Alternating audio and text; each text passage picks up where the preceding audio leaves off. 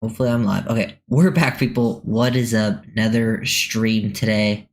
Uh Miami Dolphins had their joint practice with the Jacksonville Jaguars. Seemed like today definitely went better than the other first joint practices where they kind of, seemed like they got blown out. Defense reportedly had a very strong day. Offense was a little more up and down, but like overall, the team definitely looking better. And I mean, I think the best point of it is we don't have to hear that it's like, the end of the season from a joint practice. But nice to hear them doing better out there. Some points we need to go over. We'll go over some of these things that are happening. I think these joint practices are not important in the sense of like, oh, who wins or loses, but it's important for like specific players, especially when it comes to fighting for like a roster spot. So we can talk about that potential and how that changes with this practice and then the upcoming preseason game, what the battles are at. And then there's some interesting news with some stuff. So let's start with the potential trade rumor that I heard this morning, right? So Ricky Scoops, you guys have probably heard me talk about Ricky. He's the one who I think initially reported the Jalen Ramsey trade a long time ago. He's involved in a lot of breaking a lot of the news with like trades and stuff like that. He's clearly somebody with some inside source. I think he probably works for some agency because I think all the players he reports about are like from the same agent. But he did report saying the Dolphins are the front runners to trade for Commanders Brian Robinson, the running back. And then he went in later said also that the Niners, Cowboys, and Texans are also interested. So this isn't like a for sure thing going to happen. It's just that they are interested and they're probably the leaders. And I would also say this likelihood has probably even gone up since this tweet happened because Jalen Wright did get an injury today. And it seemed like from all the posts that I read today, it seemed like he was limping pretty badly. He did walk to the facility, but with trainers, and it seemed like he was walking very gingerly. So I'm hoping it's nothing serious. We don't have any information on that yet. But I imagine if it's somewhat longer term, then this Robinson trade becomes even more likely and would probably even, still had a decent chance of happening, even if Wright didn't get injured. Robinson's an interesting ad. I think it just depends for me what the price is. Like if it's pretty cheap, like if they could get him, like if they can trade for him for a late round pick swap or just like a very late pick, then I'd be all for it. I think he at least would bring value to replace Madison as like a short yardage back. He's still fairly young, has some juice left in the tank, but he has been pretty good in his career, like converting short yardage situations. So you'd at least bring that value. And it seems like the Dolphins do need some potential more bodies in that room with the right injury now. Achan's not 100%. He should be back for the regular season. But those are just some things to take note of. Very interesting how that could end up playing out. Why has Wright been so indecisive? So much potential. I would say it's just been he hasn't really had anywhere to go in any of his preseason runs. I don't put a lot of stock into it personally. I would wait until I see the regular season, and I would wait to see him actually get some lanes, and then if he does still show indecisiveness, then I would be worried.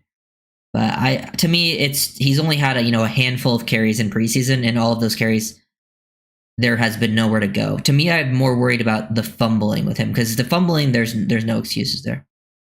But hopefully it's nothing serious. We did get some good news about Kenneth Grant. McDaniel said he's day-to-day, and it's not something he's worried about, so that's good. Apparently, it was reported that we're probably going to see some starters in the preseason game. We don't know how long. I imagine it'll probably be similar to last time, maybe a drive or two. But we'll probably see some starters in this Week 3 preseason game. Hopefully, things stay pretty good. He reported about Kendall Sheffield. He said he might be out for a week-ish. I believe Dante Trader returned to practice. I just didn't see him listed in the absent players that Isaiah Smalls reported, so maybe Trader's back out there. And then, we'll get into some specifics of things going on. He seems to refuse to get 2 or 3 yards sometimes. Yeah, I mean, it's tough to just say it just based. He really has only taken not that many carries, and most of them there was just nowhere to go. So I'm not going to put too much stock into it as of yet because I think so much can change from preseason to regular season.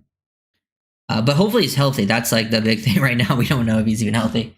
We'll go over some of the things that Wingfield had to say. And there's a lot of people reporting, I think, Defense had a strong day. I know like Minka, Jack Jones came away with interceptions today. I know Jason Marshall Jr. had a strong day. Apparently Isaiah Johnson.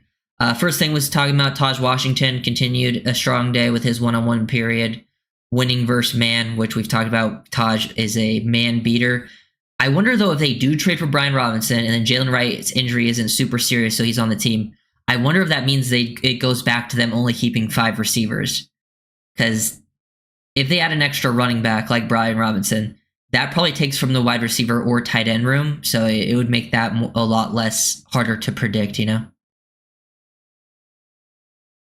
I had no idea what the receiver room is going to look. Feels like Hillen may not even make the team, but apparently he hasn't been worked with the starters at all. Yeah, I mean, I don't know. I'm pretty sure he's done some work with starters in the 2s and stuff like that. Ollie has looked more comfortable and productive this preseason. Oh yeah, for sure. But he's definitely had better opportunities. Sometimes that's why, like I do think we go a little over the top every preseason with players. Like, we have to be at least a little realistic. I like Ollie Gordon, and I think he's going to outperform being a 6th-round pick. But a lot of his production has come against third stringers. I do think he'll outplay his 6th-round potential, but I don't think he's going to be as productive as he's been in preseason as if he had to play in like a real regular season game. But who knows? Then we got, Taj made some plays on special teams. Isaiah Johnson had a nice 1v1 period. It forced at least 2 incompletions. Then they went into started in like red zone drills. They did some teamwork in red zone. I believe Tua had a stronger day for sure in reds compared to yesterday. He had a stronger day. Apparently hit Malik in the back corner of the end zone. I believe I have a video. I saw a video of that, so I can probably show that later. He also hit Waddle for a touchdown down in the red zone. Then both Ollie and Jalen Wright had 5-yard rushing touchdowns. It seems like Keon Smith had a key block on the Ollie Gordon touchdown, and then Jalen Wright had a big lane created by Brew and Jonah. So shout out that. Minka picked off Trevor Lawrence. I feel like Minka is someone after he's got traded. We haven't talked about him a ton. But man, I think Minka is very key and important to this secondary and is going to be better than most people think. I'm very excited. Very excited. Was there a Waller sighting? Yeah, Waller was out there, and I think he did more drills today, but I still don't think he did like any team stuff. I think he did like individual stuff while yesterday. So I still think they're like slowly working him back, but he did do more. Do you think Hill not practicing due to potential trade? I don't think so. I think he's just injured right now. I don't think the trade's off the table, but I think if Tyreek were to get traded, it would be more of like a mid-season thing. But I don't think it has to do with that.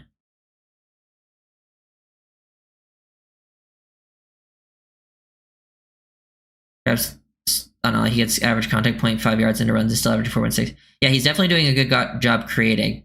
I think the difference is his is positive. Well, I'm pretty sure Jalen Wright's is like -1 yard is when he's getting his average contact. So that's kind of like the difference for them at this point. And while I say like Ollie's had like slightly better opportunities, but he has made the most of them.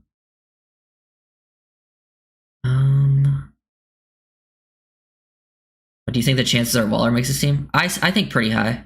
I think if they were thinking about like not keeping Waller, they probably wouldn't have activated him off PUP, you know? And they probably would have been like, oh, we'll keep you on PUP, or we'll keep you on some injury list, and then maybe we can activate you at some point this season. But if they're thinking about cutting him, probably would have just done it. I don't know.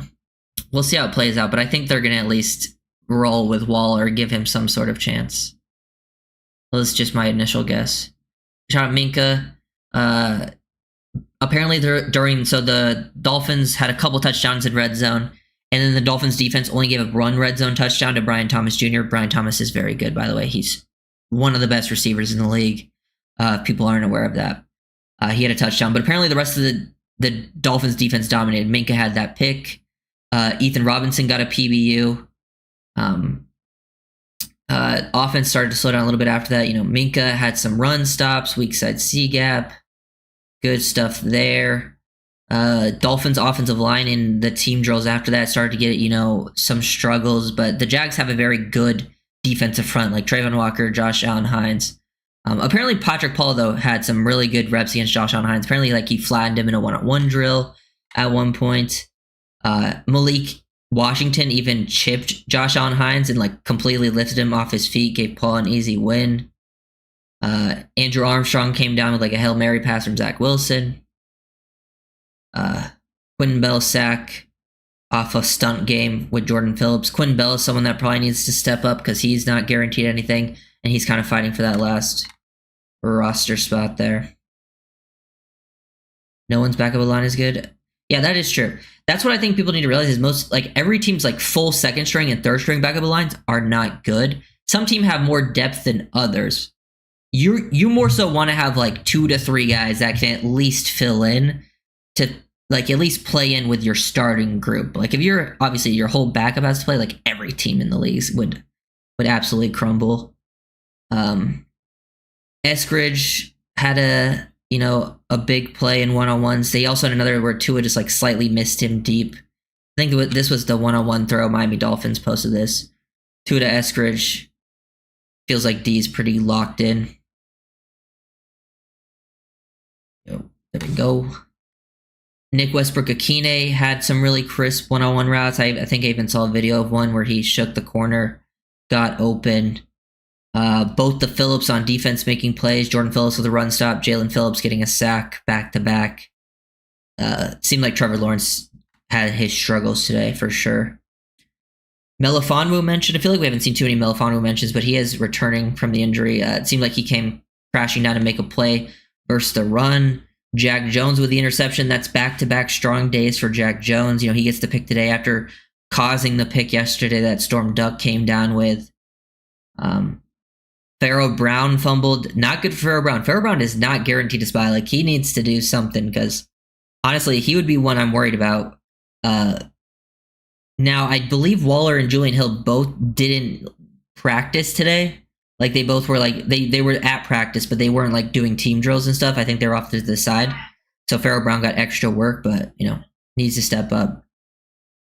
But he did have a good block after that. Ollie follows him. Bourne and James Daniels also got a nice block on the play, get like 6 or 7.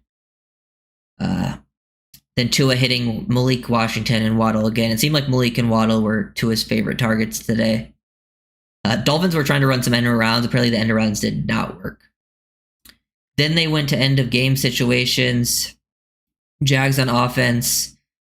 Sealer gets the first stop. Next play, Minka and Melifonwu create a tight window. And then third play, Chubb and Brooks get a sack on Trevor Lawrence on 3rd and 10. So they kind of stopped that. Then the offense, apparently they just missed Malik deep. Nick Westbrook-Akine hit a double move. But it was 3rd and 10.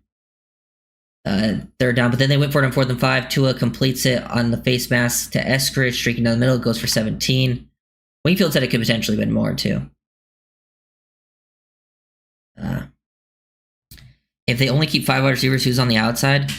I would imagine it would probably be Taj. I think it's between Taj and Eskridge. And I think they're probably going to lean Eskridge because of the special team stuff. And it seems like he's been 5 all of camp, and Taj has just been like right behind him. Hopefully you would be able to keep him on the practice squad. The practice squad is like basically an extension of your roster now, like of your actual roster nowadays. You can keep 16 players there. So as long as you can keep a lot of these guys on the practice squad, it's not that big of a deal. It is risky, I think, putting some of these guys out there. I think like Taj going out there is a little risky. Now he is a receiver. Receiver is a pretty stacked position in the NFL, so he could go through it. Then guys like Grayson Murphy out there as well. But it's up for grabs. I don't know. But yeah, let me see what you guys are saying.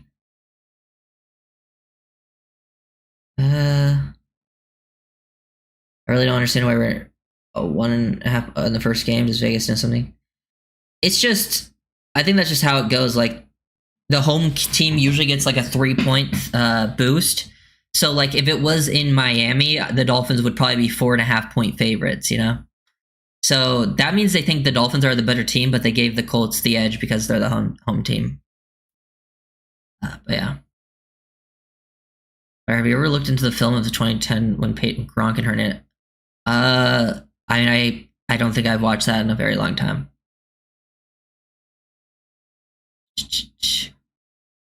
Yeah, I'd be looking for O-line for sure.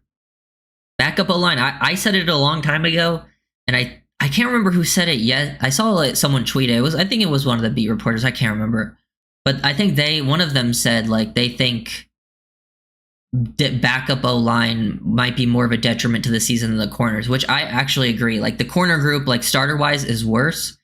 But I think O-line depth is what could really hurt the team the most, because I think the DBs, for the most part, will be protected throughout games with how they run things schematically. But man, if you lose multiple O-line to injury, then that's where the offense could really see like some serious setbacks.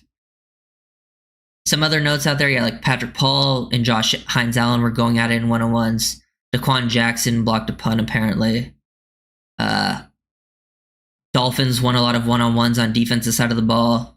Like Phillips and Chop Robinson were dominant.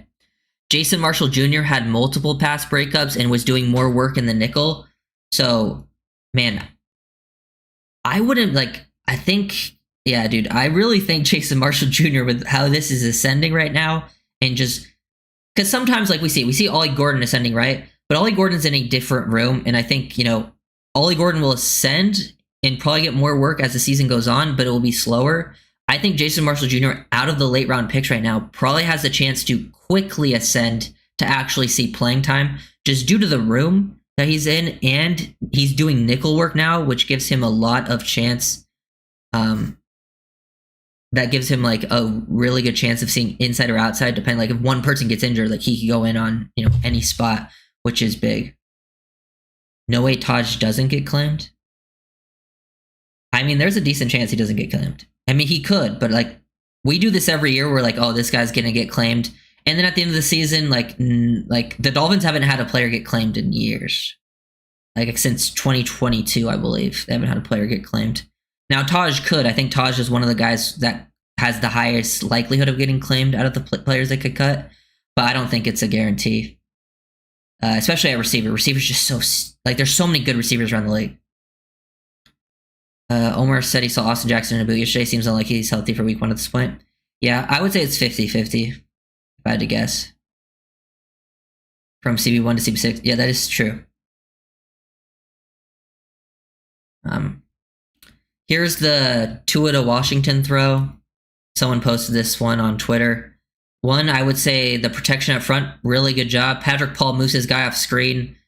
They basically slide. It looks like they're sliding right. They do a good job sort of taking that away. And then Jonah and Paul are isolated and just do a really good job. And allows Tua to float that ball into the back of the end zone to Malik for the touchdown. Good touch throw. This is, I think, one of the things Tua does best. Other than like the anticipation and timing, is he's a very good touch thrower. You don't always have to be, I feel like a lot of people put emphasis on like your high velocity throws. Sometimes you got to be able to throw with touch. I think it's honestly probably more often you're throwing with touch than like trying to bullet things in there. That's why you kind of want guys that can do both. But it is a lot of guys do struggle to do both. So Dolphins defense had a good day. Yeah, I see. Jason Marshall had a pass breakup in the end zone on Parker Washington, and then he had another play breaking up a deep pass to Brian Thomas Jr. That's what David Ferrona said.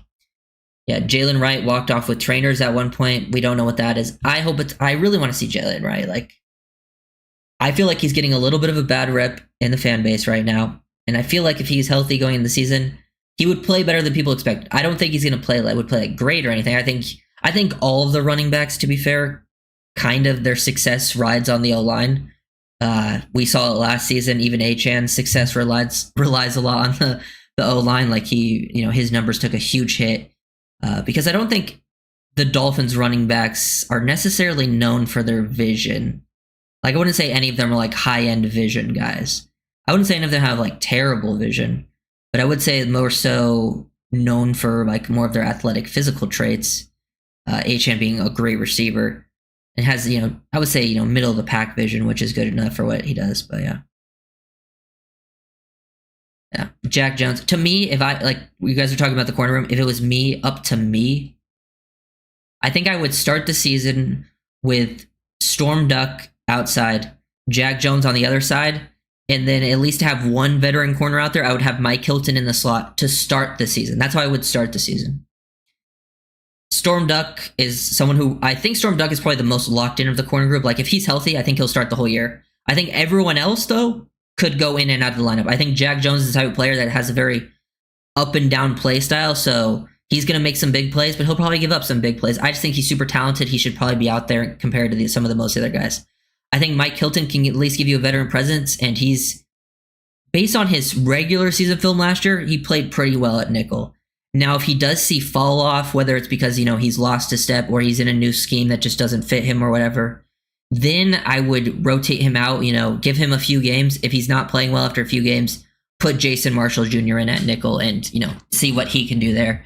And then, that's how kind of I would rotate with the corner room. I think, if Jack Jones wasn't playing up to standard, then I would put in a guy like Ethan Bonner. We'll see how quickly Bonner works back from injury, but that's sort of like what I would do with the corner room. Safety room will be interesting because we don't know how they're going to... Safety room still got bodies. I feel like, to me, they're going to keep 5, and it probably means Patrick McMorris is going to get cut. Hopefully they can get Patrick McMorris on the practice squad, which I think they can, because he is someone that I do want to keep around. I think there is still something potentially to work there with Patrick McMorris, but I think they're going to keep Trader. I think they're going to keep Elijah Campbell. McMorris' fate might depend on what they do with Ashton Davis. Does Ashton Davis start the year on IR? If he starts the year on IR, that could mean they keep McMorris to start the year, and then that, depending on how things work around, then he could stay the whole time. And then Minka will obviously make it, and then I think, Melifonwu sticks around as well. Kind of where I'm at with the safety room. Oh, apparently AJ Henning also got carted off today. He took a hit on special teams. That sucks for him. I hope he's good. He was one of the UDFAs that at least showed some positive plays out there. I think he could have been a potential practice squad guy they kept around for, see what he had as a returner, but just leave him, on practice squad. If your returners got hurt, you could elevate him at some point, I guess. Ollie Gordon was out there making he was at least playing super physical. Here's the Tua to Waddle touchdown. Another play posted here. They get Waddle on the motion outside. This is what, throw into the tight window. This is where I like these slight motions where you get this working. It just makes these guys slide, get their leverage on the outside. Waddle attacks outside leverage. Doesn't create a ton of separation, but he just hits Waddle in the tight frame. This is what they got to be able to do this season, by the way. This stuff needs to translate, because last year they struggled in the red zone. Yes, they need to be more successful running the end zone, but these types of plays where these tight window throws, receivers got to start making some tough catches in tight coverage. That's a big thing. If Waddle's making those plays, that would be huge. I think guys like Waller, Nick Westbrook-Akine will help out there as well. That's kind of where they bring most of their value.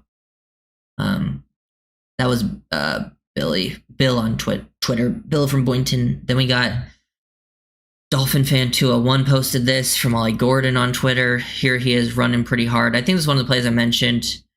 Pretty good, pretty decent blocking up front. Ollie running hard there. I mean, he might get tackled in a real game because I don't think they're tackling.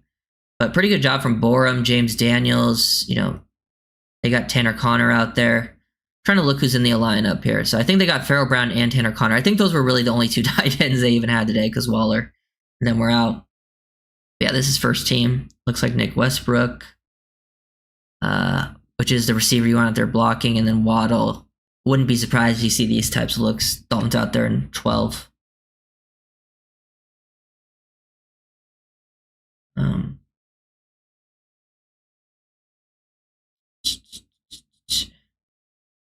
They got a versatile group, yeah.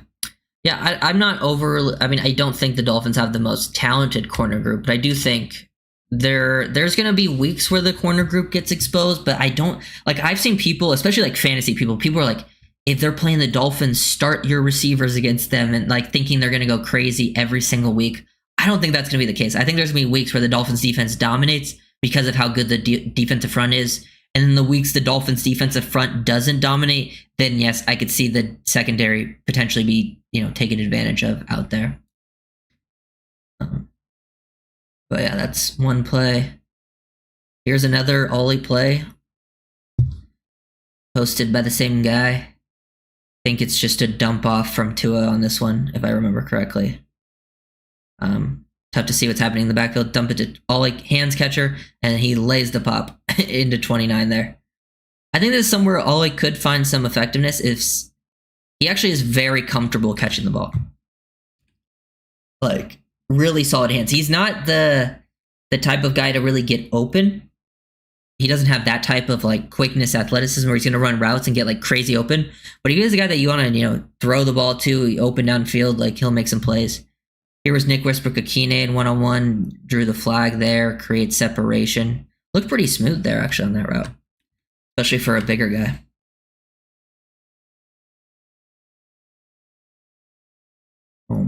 I think, let's see if anything, because I started streaming quickly after there was probably some interviews and stuff said that I missed. I would say another thing is, so yeah, Jason Marshall got interviewed. He said he called his transition from boundary to nickel smooth. I still hope that means he will play some boundary, because I do think Jason Marshall Jr. is a guy that could still play boundary at this level. I don't think he should just be strictly nickel, but yeah. Aaron Brewer called out the Bears, saying they had some fake physicality. Also, the Dolphins played with physicality, especially the defensive side of the ball. That's a big narrative going into the season. Oh, man.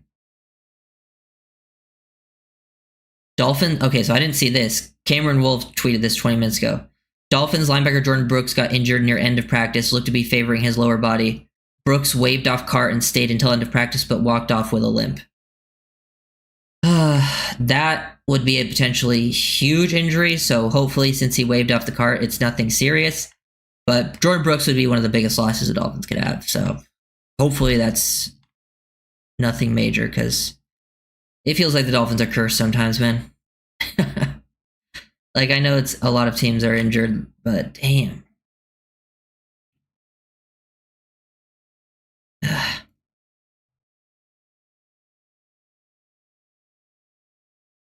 Tanner, Title 1, possibly. Honestly, with this Titan room, nothing's impossible. Coupart has been saying Chubb doesn't look good. Have you heard anything about that? No. I've heard he's been pretty productive.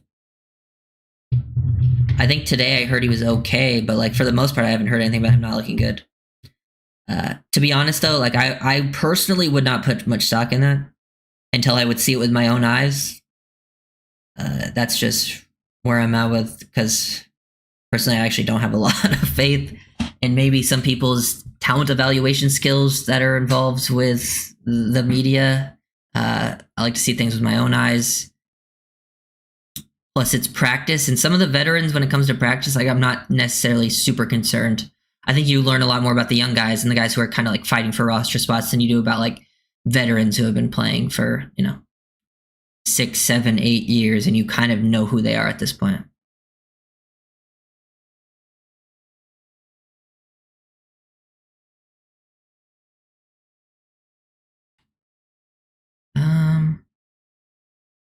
Yeah.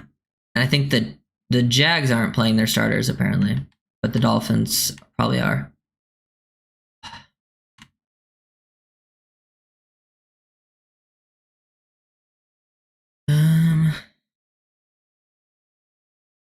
Took too long to fire special teams quarterback, refuses to change our strength and conditioning definition of insanity. Might kills me.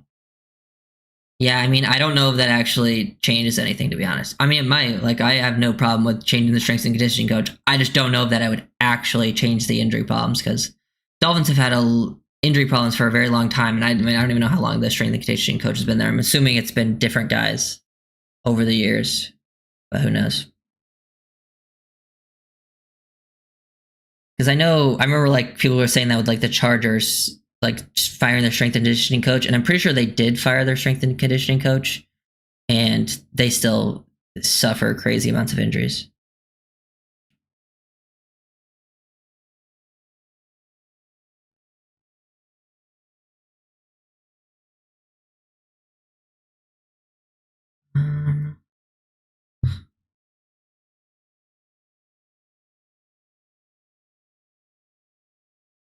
Okay, yeah. This has been called.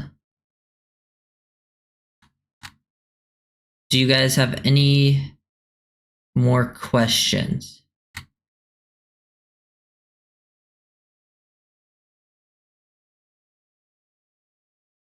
Any other specifics that we can get into? Because that was, I think, everything that I wanted to go over. I have a pretty good idea. We'll probably during the preseason week 3 game, which is on Saturday, I think talk about potential, you know, look at this roster, look at the roster, like look at the potential of like who we think's going to make it, who's kind of pushing at certain spots to, you know, win and things like that. We'll get into more depth at that point because I think just so much, you know, can change on a dime like that. But I think a lot of positions are like mostly locked in. Are we trade rumors? Yeah, I talked about that up top. Brian Robinson Jr. I think, you know, if it's a late round pick swap, I'm all for it. I would have been for it even before the Jalen Wright injury. I think he would at least bring value as a short yardage guy, and the Dolphins, I think, just might need more bodies in that room. They've always particularly kept 4 running backs and 1 fullback. I think that's what they're comfortable with. So, and while, you know, Ollie has played well, it doesn't mean that necessarily will translate to instant regular season success, you know, so they probably want someone that at least has proven to at least find some short yardage success.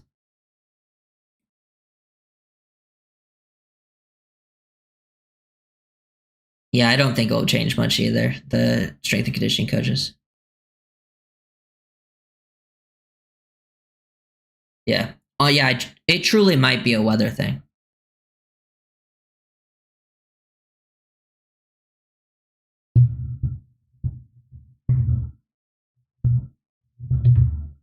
Does Robinson fit the scheme, though? Yeah, I mean, I think I would need to. I'm waiting for the trade to happen, W, before I like truly dive in. But off the top of my head, like I think he can do. Like I've seen, I remember seeing him run outside zone stuff and thinking like, okay, he saw it pretty well. He's not going to be your typical, you know, explosive guy. But I think like similarly to like Madison and Ollie Gordon, I think he can at least fit in the style enough for a bigger back. But yeah, I think I would have to go watch to fully know. I would say off the top of my head, I think so.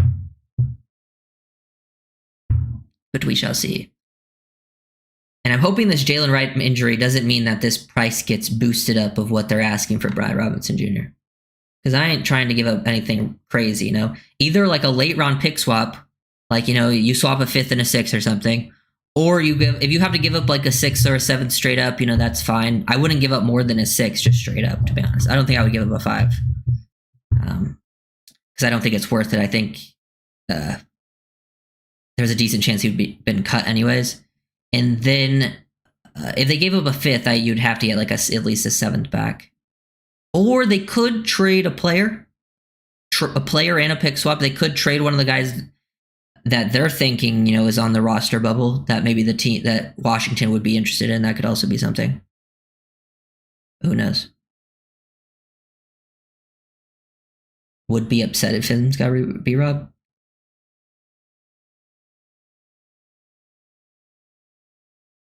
Yeah, I mean, I wouldn't be upset. I don't.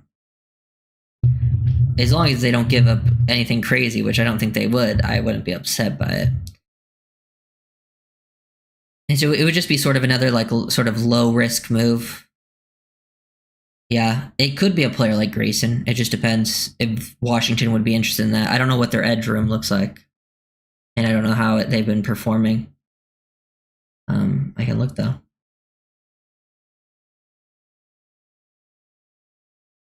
Let's look at Washington's roster here. Depth chart. Okay.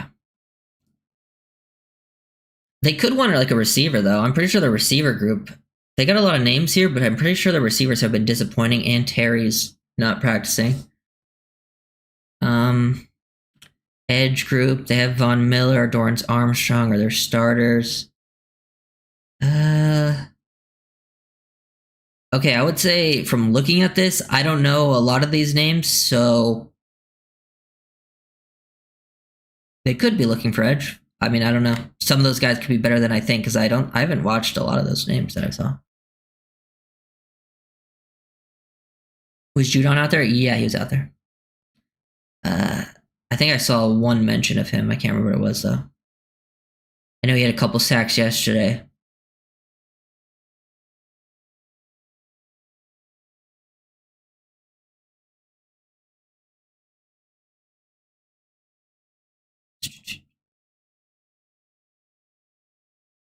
Yeah. Tua, good quote here. He says, "It blows my mind that last year he was a rookie," talking of Malik Washington. This is a big thing for Malik, and a reason, like, I think Tua is such a chemistry-based quarterback with his receivers. Like, since he throws with so much anticipation, and you have to have such a good, like, feel for that and, like, be on the same page with Tua for him to trust you. It's why I think, like, Malik is going to get a lot of work this year, and I think it's why he's kind of ahead of a lot of the, those other, younger guys on the roster, and has always been pretty much locked in as wide receiver 3/4. And it's a reason why, like, I think Nick Westbrook-Akine will be much more important than people think this offense, doing the dirty work. I think he'll probably get some red zone touchdowns, but I think his production and, like, how many targets and catches and yards he gets comes down to how quickly he builds a chemistry with Tua. Because that's something we don't know if he will have.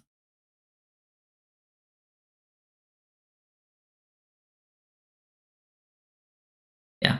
I just hope Wright's healthy. He definitely deserves an actual opportunity, because I think the preseason he hasn't gotten very good opportunities. That's why, like, for me, I think that running back battle would, I think Achane is your clear number one, and then I think you would give opportunities to both Wright and Ollie in the regular season behind the same O-line, going against the same defenders, so you can get a better gauge of, like, where players are at. Because I think if things are blocked up well, like, at least decent, Jalen Wright can have some, like, high explosive potential. But right now, we're hoping that his injury isn't too bad, because he got injured today. Waddle got you excited? Yeah. I had my first fantasy draft this Saturday. Waddle's, like, my main target from the Dolphins, because he is down there, man.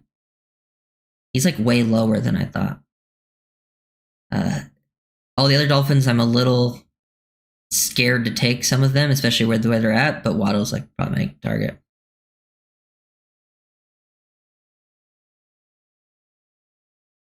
But yeah, that's kind of where I would be at with that room. Let me check back to this roster. Yeah, so I would say, yeah, we haven't heard any other reports involving trades, but I do think the Dolphins should be, at least, I'm sure they are. I'm sure they are making calls, talking to people, seeing who's maybe interested. Maybe teams are reaching out to them. They're interested in some of their players. But I think, like, they should be calling for trades. Some of these trades that you've seen happening where it's like a late round pick swap or a player swap, Dolphins should at least be in conversations with those for like O-line, tight end, corner, for sure at those spots. And then the waiver wire, you got to be locked into this waiver wire. Hopefully the pro scouting department is doing a good job there, because you can find some diamonds sometimes. You can find some real players that can at least end up contributing. And there are certain positions, like, where I think, like, a waived player that you claim, if it's the right position, they could actually be involved, because there are certain positions on the Dolphins, like we talked about, depth O-line, tight end, corner, where, like, you could legit see playing time if it's the right player. You think Hill and Waddle will break 1K this year? My guess would be yes. If they both play, like, the whole season, yeah.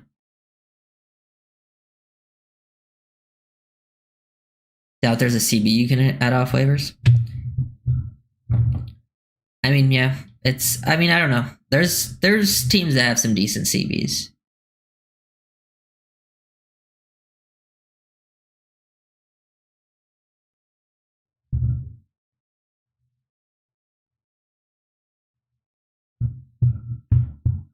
I know it's early, but do you think this is the best Dolphins draft in recent years? It seems like everyone's looking good so far.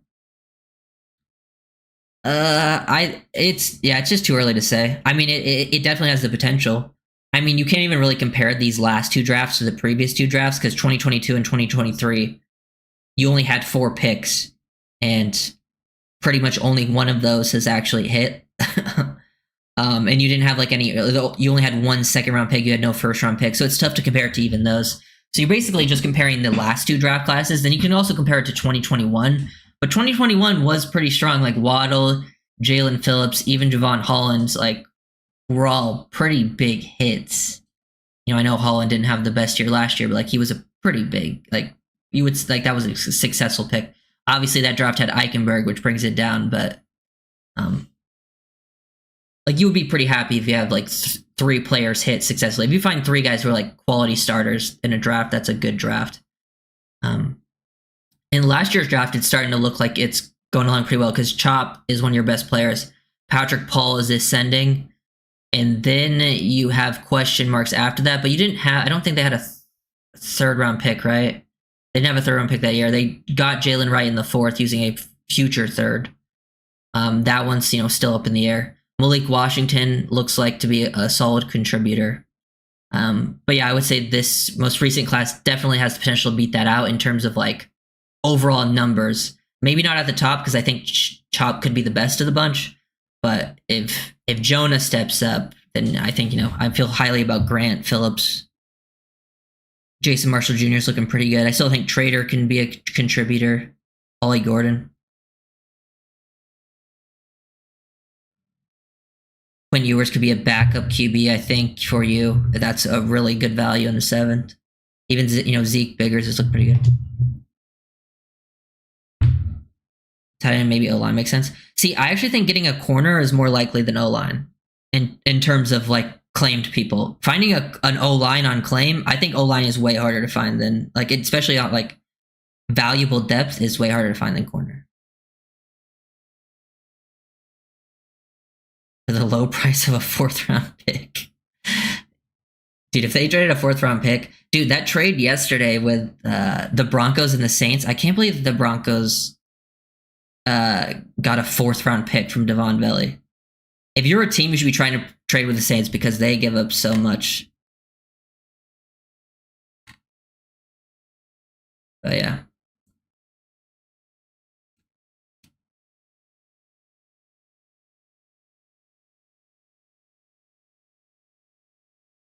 Okay.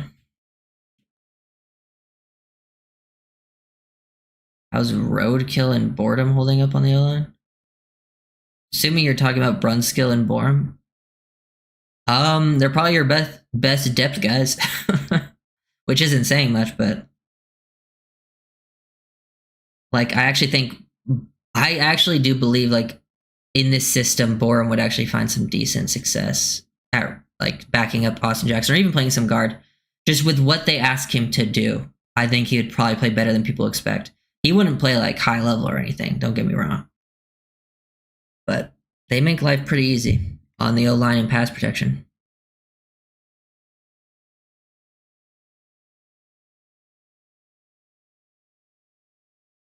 But I would like to see Austin Jackson come back.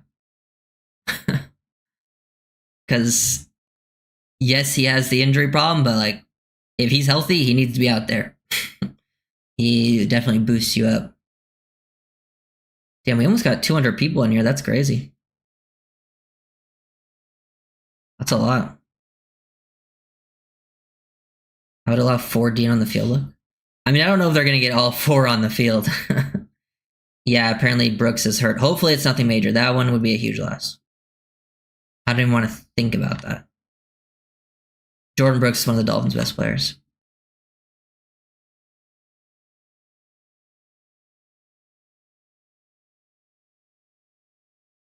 But if they did put 4 Deons on the field, I imagine you would see Phillips in the interior, and then you would see probably Judon as the other interior. Like I said, like I think out of the before they added Judon, out of your top 3 edges, I think Phillips would have been the most likely to see inside reps, just based on his play there in the past, and just like I know Chop could do it too, but I think they would feel more comfortable with Phillips. And it seems like from every clip we've seen of when they do have all 3 on the field, Phillips has been on the inside. The meat package, yeah, I did see that. That would be crazy.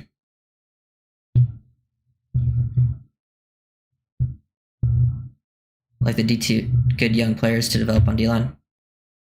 Yeah, I feel good about where the D-line is at from a present perspective of where they are right now, but also a future perspective. I think that's one of the positions where like you feel good about that group because I always try to look, because I'm such a big draft person, I'm always trying to look ahead too, because I'm always like at least looking a year ahead of like where the Dolphins could be, and like There's certain positions where I'm like, yeah, the Dolphins are set there right now. But in the next year, just based on like potential free agents, that might become a need. D tackle is like D tackle and edge. You're very strong right now, but I could see edge become a need next year because Phillips is going to be a free agent. You have Chop still. They could potentially move on from Chubb as well. So it could become a need if like those guys end up leaving. But D tackles ones like you're still gonna have Sealer, you're still gonna have all those young guys, and I think those young guys can play still pretty well. At least off rip, I think Kenneth Grant can at least play pretty well for you. I think Phillips can at least play decent enough for us to run. Yeah, I like that group a lot. Judon and Chubbs are choosing well. Phillips and Chop are the latter ones. Yeah, they're definitely the bigger edge. Well, I think Judon is like the strongest of that group. I actually don't know how. Yeah. Bradley Chubb's listed at 269, and then Judon is listed at, where is he? He's listed at 260, but he's shorter than Chubb, so probably maybe why he looks a little thicker. But yeah, I think you would probably see, yeah, they pretty much have been going with Phillips on the inside because it's always pass for situation. You wouldn't line any of these guys up on the interior D line in like a 1st and 10 where they could run the ball. That's not where their strengths rely. But I think on it's 3rd and long. You could see any of them aligned pretty much all across that line.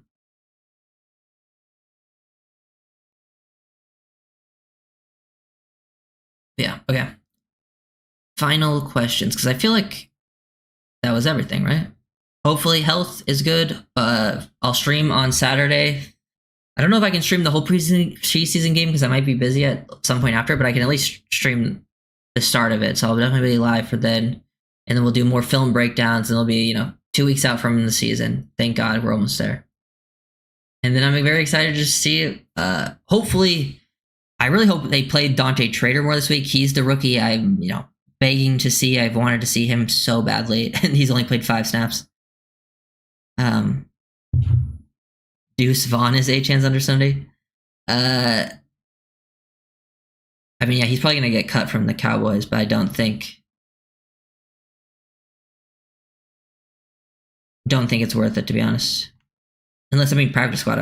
Practice squad is fine.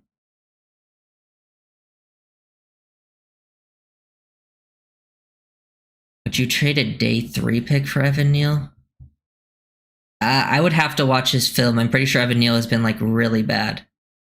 So I would have to watch because I have not watched his pro film in probably a couple of years. And the only thing I remember about Evan Neal is when he played against Miami and they made Evan Neal look real bad, really, really bad.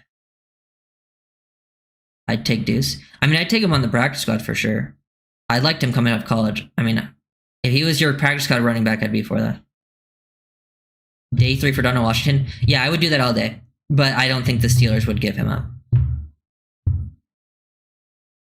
Favorite Dolphins player on offense and defense not named a variation of Jalen. Oh, God.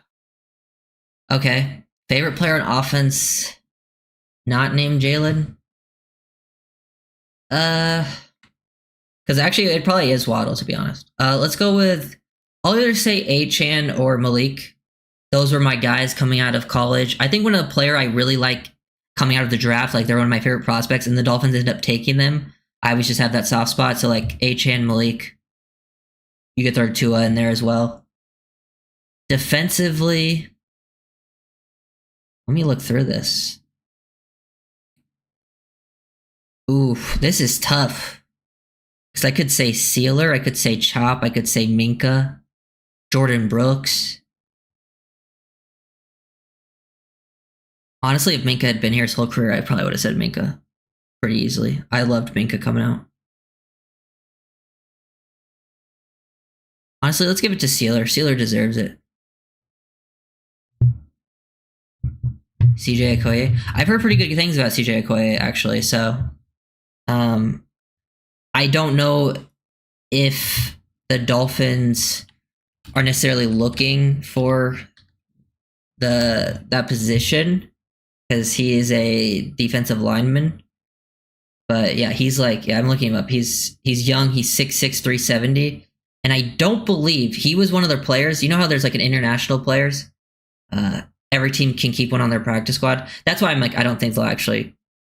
I mean, he's probably a guy they are trying to get to that international practice squad spot. But like, he's looked pretty good for them actually, because I don't think he played college football. I believe he was like, yeah, he's from Nigeria.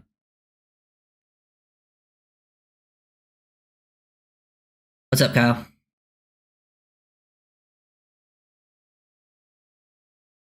Can't wait to see your final roster projection. Yeah. Well, I think I'm trying to think of what my plan is, because maybe I'll just do it during the preseason game. I'll have like, we'll go through and I'll give like my final prediction, and then they'll probably start cutting people like right after that. Like, or maybe I can do a stream on Sunday or Monday where I do a final prediction. But I'm pretty sure they're going to just start cutting people those days, because by Tuesday they have to have it cut down. You know. But can't wait for Trader Reps. Very excited for Trader. I just don't even know if he's going to get, like, if he's actually going to play again, because it seems like they wanted to limit him in that second preseason game. We should draft. Yeah, I don't know how to say his last name, but I know you're talking about. I mean, he would be an option. It's just so early. So much changes, like, from this point to next year's draft. Like, if you look at, like, draft lists, like, a year in advance, it's literally completely different. Like, almost every name on, like, that ends up going in the first round, like, ends up not being from the list the year before, except, you know, maybe, like, 5-10 guys.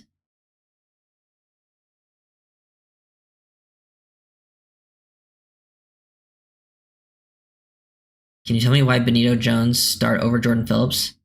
Just probably, I mean, typically, sometimes with rookies, like I'm very high on Jordan Phillips, but it always can come down to sometimes these preseason games, you are going against lesser talent than regular season games. So sometimes getting up to that speed can be a little bit different and can be a little bit misleading.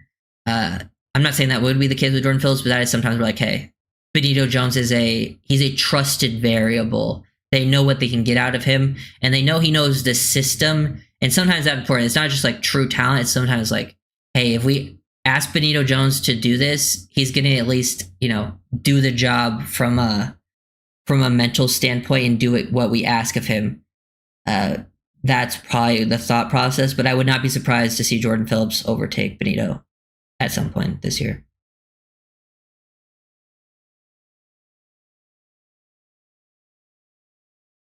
Did you keep up with any of your rookie sleepers, Lampkin, JJ Peace?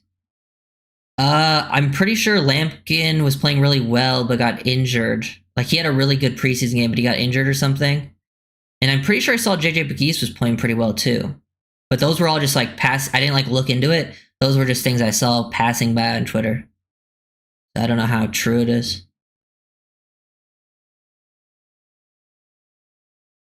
Yeah. Would be crazy if we saw Klubnik and Nussmeier slip like Ewers and Beck. Yeah, I think they have less of a chance though, because I think Ewers and Beck were more projections to that first round. Like, I don't think their tape showed that last year. I think Klubnik and Nussmeier definitely showed flashes of that this past year, but they could see a fall off for sure. There's a lot of quarterbacks next year that could like wildly go up and down. I think Klubnik and Nussmeier would be most likely to. They could easily fall out of the first, but I don't know if they would fall super far.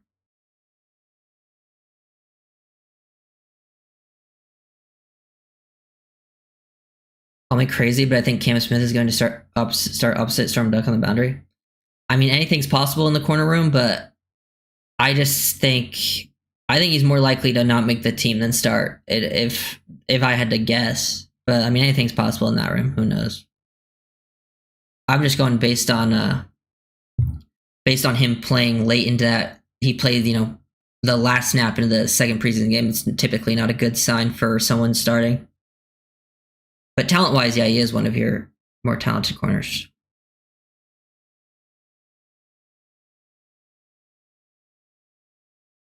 Hmm.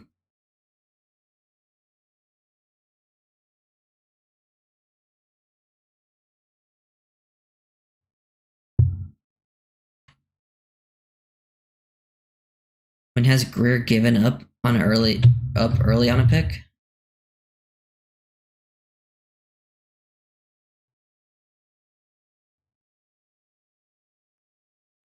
I mean, I don't know. I'd have to look into it. But like, it's very not a good sign from. He hasn't worked with the starters, I think, at all.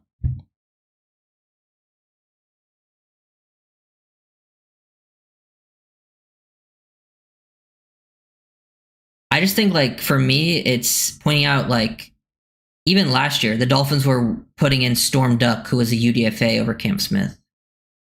So I think they were willing to move on from him from that sense, you know?